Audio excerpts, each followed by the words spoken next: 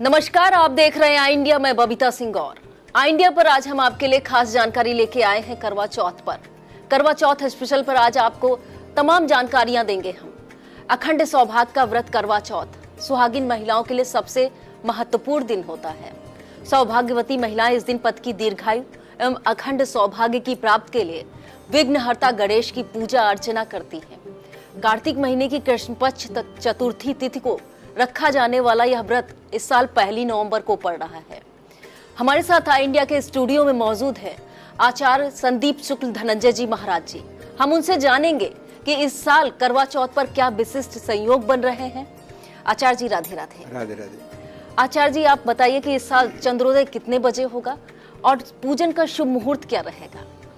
इस वर्ष पूजन का मुहूर्त 6:35 से 8:10 तक रहेगा जी और चंद्रोदय 8 बजे होगा जी इसी समयावधि के दौरान पूजन कर लेना ज्यादा उत्तम रहेगा। जी आचार्य जी बताइए कि इस साल चंद्रोदय कितने बजे होगा और पूजन का शुभ मुहूर्त क्या रहेगा। इस वर्ष पूजन का मुहूर्त 6:35 से जी 8:10 तक रहेगा जी और जिसमें चंद्रोदय 8 बजे शाम को होगा जी और इसी समयावधि में पूजन करना सर्वोत्तम माना जाएगा। तो 6:35 से पूजन का समय शुरू होगा और 8 बजे चंद्रोदय होगा जी। चंद्रमा के दर्शन होंगे। बिल्कुल जी। तो सौभाग्यवती महिलाएं किस विधि से पूजन करें और करवा चौथ का विधि विधान से पूजन अर्चन करें, ये बताइए आचार्य जी। हमारा सनातन धर्म जी सदैव प्रकृति से जुड़े हुए व्रत त्योहार एवं पूजन लेकर के आता है, जी या यूं कहे प्रकृति से जुड़ करके ही हमारे जो है रहन सहन बना हुआ है। जी तो ये करवा चौथ का जो पूजन है इसमें गणेश जी का और गौरी जी का विशेष रूप से पूजन होता है, जी क्योंकि सौभाग्यदात्री गौरी मैया को माना जाता है, इसलिए गौरी माता का पूजन जी। और उनके पुत्र के रूप में गणेश जी उनका पूजन किया जाता है, जी जिसमें विविध प्रकार से जो है वस्तुओं का पूजन करके एक कलश होता है टोटीदार, जी। जिसको करवा ही कहा जाता है, उसको स्थापित करके और उसके साथ में कलश गौरी गणेश इनका पूजन करके और तब जो है उसमें कुछ पुआ पकवान आदि डाल करके विशेष रूप से तब पूजन किया जाता है। जी। तो गौरी गणेश का विशेष महत्व है जी, इस हाँ जी। पूजन में और गौरी गणेश ही हमारे ऊपर कृपा करते हैं। जी। आचार्य जी का कहना है।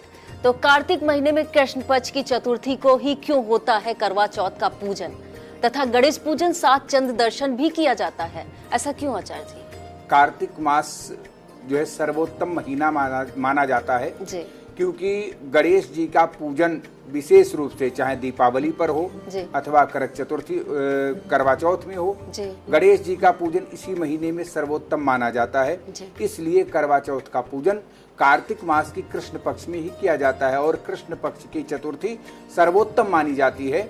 इसलिए जो है इसमें पूजन, साथ में जो आपने प्रश्न किया है चंद्र दर्शन का, जी। तो इससे दो बातें जुड़ी हुई हैं। हाँ जी। एक तो माना जाता है कि चंद्रमा में अमृत है, जी तो हमारे जो है जो सौभाग्यवती स्त्रियां हैं, माताएं हैं, बहनें हैं, वो चंद्रमा का पूजन करके ये कामना करती कि चंद्रमा में जो अमृत है जी। उस अमृत की वर्षा हमारे पति पर हो, जिससे उनकी दीर्घायु हो और हमारे सौभाग्य का वर्धन हो।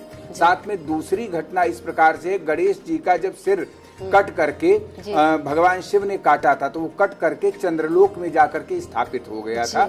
इसीलिए चंद्रमा को अर्घ दे करके हम गणेश जी के पूजन को पूर्ण ही मानते हैं, इसलिए चंद्रार्घ देने का विशेष महत्व है। चंद्र दर्शन करने से अमृत गिरता है, जो हमारी पतियों की आयु के लिए बहुत ही सौभाग्यशाली होता है। बड़ी अच्छी जानकारी दी आचार्य जी ने। तो आचार्य जी, ये भी लोग मानते हैं कि महिलाएं पति के हाथों से ही जल पीकर व्रत तोड़ती हैं। ऐसे में जिनके पति घर के बाहर हों, वो क्या करें। देखिए, सबसे बड़ी बात ये होती है कि जी पतिव्रता स्त्री जी जो कि पति के दर्शन करके ही जो है व्रत को तोड़ती है, जी उसके लिए यदि पति कहीं बाहर गया हुआ है हाँ जी। तो पति की तस्वीर को रख करके, फोटो को रख करके जी। और उसके हाथ फोटो में स्पर्श करा के जल, और उसके बाद ही जल जो है पान करके अपने व्रत को तोड़ना चाहिए। अगर पति साथ में मौजूद है तो उसके हाथ से जल पी करके व्रत को संपादित करना चाहिए। अगर पति साथ में है तो पति के हाथ से ही जल पीकर व्रत तोड़ना चाहिए, ये आचार्य जी ने बताया। आचार्य जी, ये बताइए कि छलनी से चंद्रमा देखने और छलनी से पति का दर्शन करने का क्या महत्व है? ये जो करवा चौथ की व्रत कथा आती है, हाँ जी। उस कथा में ही एक विशेष रूप से कथा मिलती है जी। कि एक बहन थी, उसके 7 भाई थे। हाँ जी। और वो बहन जो है अपने पति के जो है दीर्घायु के लिए व्रत रह रही थी। जी। तो चंद्रमा देर से निकल रहा था, तो उसके भाइयों ने सोचा कि चलो जो है टार्च लेकर के या दीपक लेकर के चलनी में और दूर से वृक्ष पर से दिखा दिया जाए, जिससे कि जो है चंद्र दर्शन का मान करते हुए उसकी बहन जल पी ले। तो इस प्रकार से उसने जो है एक दीपक लेकर के चलनी के द्वारा दिखाया और उसकी बहन ने उसको जो है चंद्रमा समझ करके पूजन कर लिया और अपने पति के दर्शन करके जो है व्रत को संपादित किया। तब से यह परंपरा चलती चली आ रही है कि छलनी से पति को देखना और छलनी से चंद्रमा को देख करके चंद्रार्घ्य देने की परंपरा। ये लौकिक परंपरा मात्र है, वैदिक परंपरा में इसका कहीं पर कोई वर्णन नहीं आता। जी, मतलब ये अपने आप से बनाई हुई एक परंपरा है। जी हाँ। वेद शास्त्रों में इसका कोई जिक्र नहीं। कुछ परंपराएं ऐसी होती हैं जिनको हम जो है सिर्फ देश काल रीति से जोड़ करके ही निर्वाहन करने लगते हैं, और बाकी जो परंपराएं शास्त्र विहित हैं या वैदिक रीति से हैं, उनका अलग महत्व होता है और ये लोक रीति की गणना में आती है। मतलब छलनी का कोई विशेष महत्व नहीं है कि सब कहीं ये सर्वव्यापी हो वेद रीति रिवाजों से। नहीं जी, बिल्कुल। तो बहुत सुंदर जानकारी दी आचार्य जी ने कि छलनी से जरूरी नहीं है कि छलनी से पति का दर्शन किया ही जाए या चंद्रमा को देखा ही जाए। जी। तो बहुत सुंदर जानकारी के साथ हम समाप्त करते हैं और आगे नई जानकारियां लेके आएंगे दीपावली के खास विशेष अवसर पर आपके साथ साझा करेंगे। आई इंडिया जरूर देखते रहिए। नमस्कार।